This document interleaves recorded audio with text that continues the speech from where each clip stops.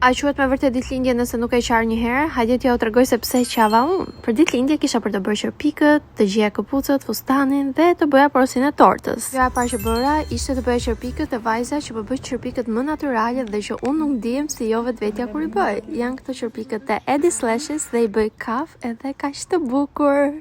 Bëra dhe thonjt, nuk kam bërë video për këto, po ishin të thjeshta. Dhe më në fund, gjitha këpucët e mia perfekte që ishin këto të Aldo. Dhe jumpscare, ky ishte fustani im, pak orë para se mua më duhet ta vishja. Normalisht ky ishte my breaking point dhe këtu fillova të qaja dhe siç po qaja i ka tegu dhe provova çdo rroba të mundshme që shkonte me thimin, shkova në shtëpi, po provova se fustanin.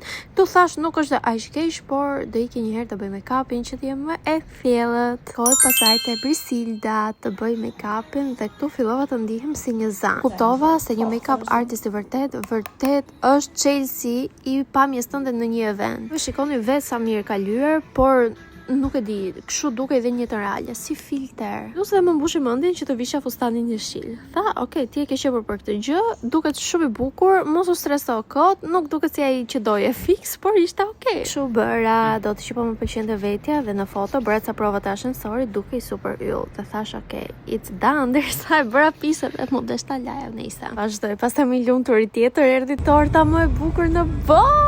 Nga MD Pastry ishte perfekte.